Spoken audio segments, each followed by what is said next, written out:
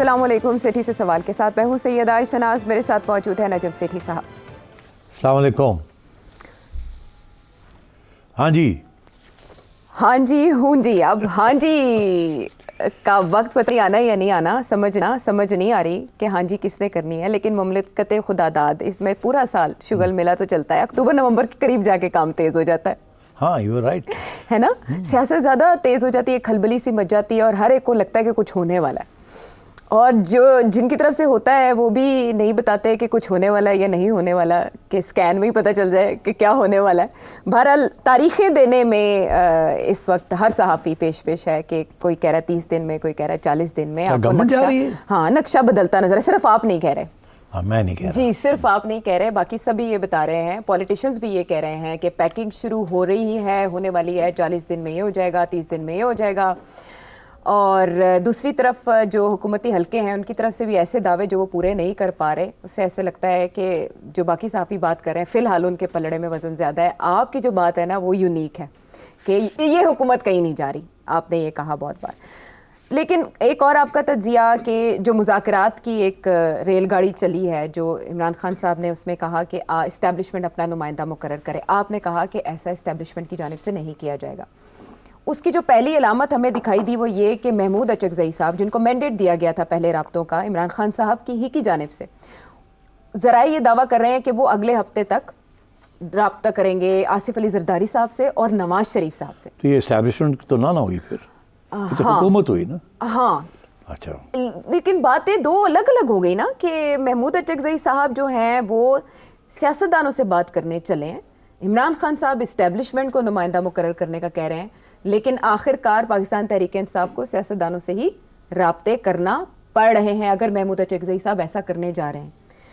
آپ کے خیال میں یہ رابطے کامیاب ہوں گے اور یہ دونوں لیڈرز کوئی کردار ادا کر سکیں گے, اور عمران خان صاحب آمادہ ہو جائیں گے ان دونوں کے ساتھ بات چیت پر؟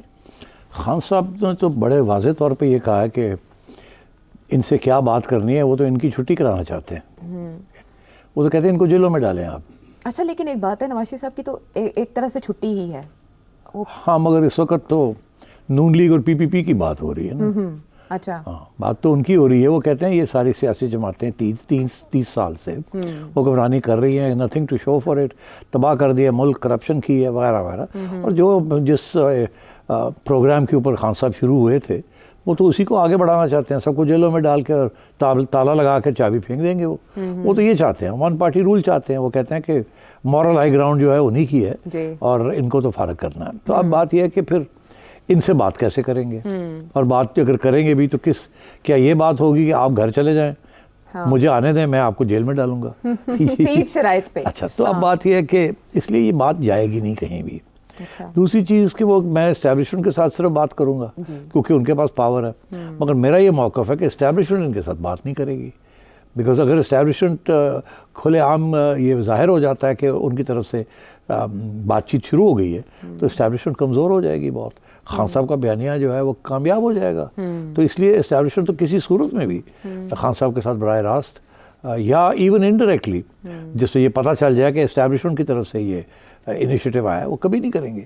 اس لیے میں نے یہ کہا تھا کہ ابھی یہ ساری باتیں ہیں اور دونوں سائڈز جو ہیں سنسیئر نہیں ہیں, اور دونوں سائڈز کوشش کر رہی ہیں کہ انہیں تھوڑی سی سپیس ملے کہ وہ اپنا کام بڑھا سکیں. اسٹیبلشمنٹ نہیں یہ چاہتی کہ ان کو سارا وقت پی ٹی آئی اٹیک کرتی رہے. اچھا, اور اسی طریقے سے پی ٹی آئی یہ نہیں چاہتی کہ سارا وقت ان کے لوگوں کو پکڑ کے جیلوں میں ڈالا جا رہا ہے اور ان کے درمیان ڈیوائڈ اینڈ رول کا فلسفہ جو ہے وہ استعمال کیا جا رہا ہے.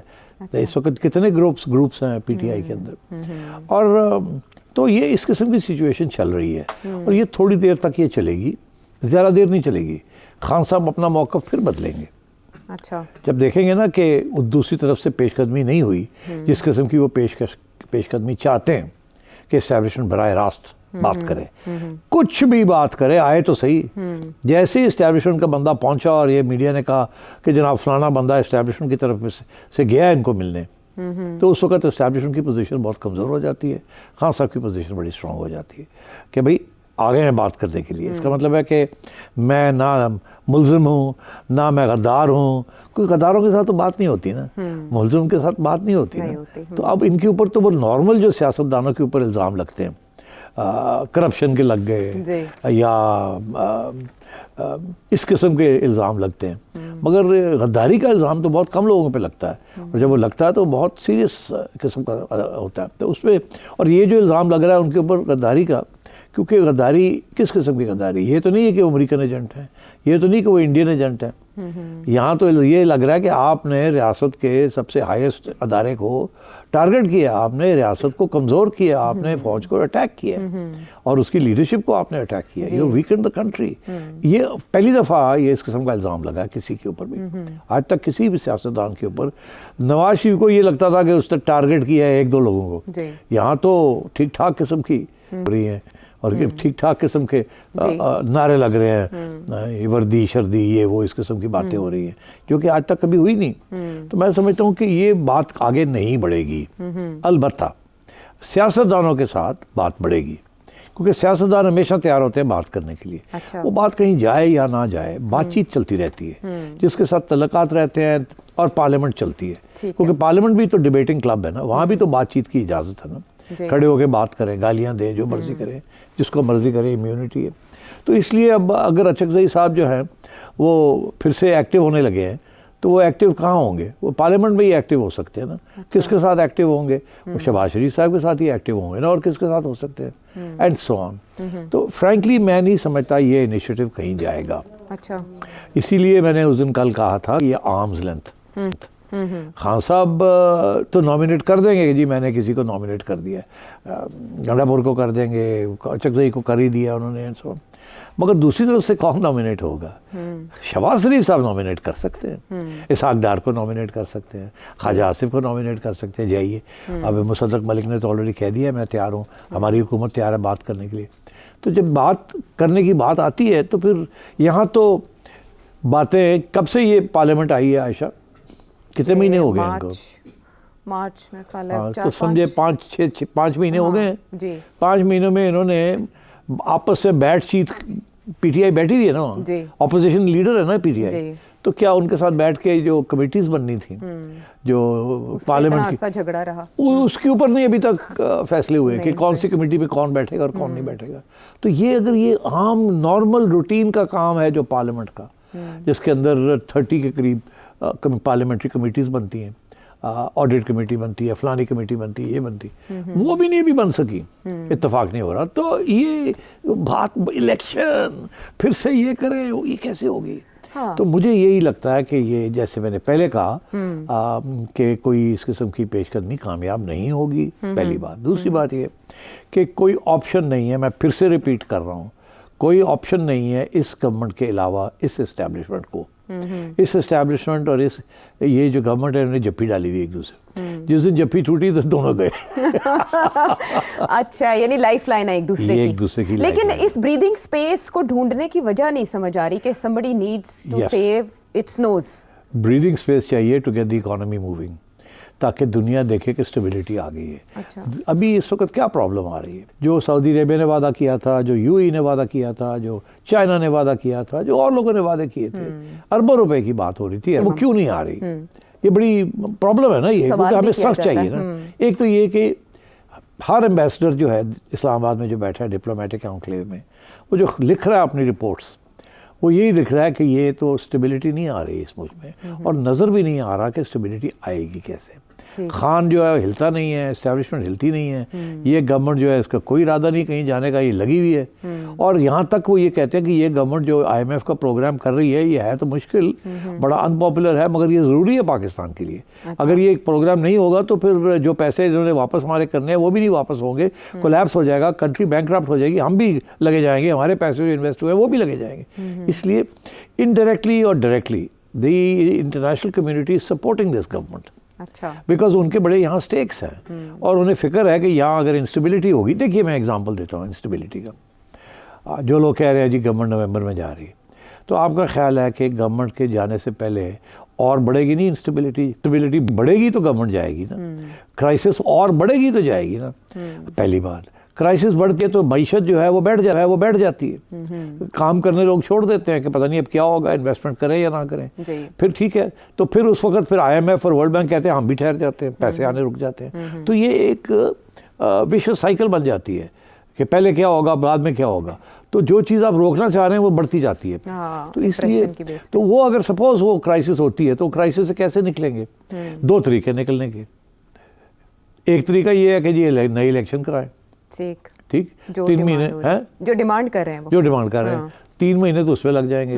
اس سے پہلے کیئر ٹیکر گورنمنٹ کون سی آئے گی, اس کے اوپر لڑائی جھگڑے ہوں گے, ٹھیک ہے.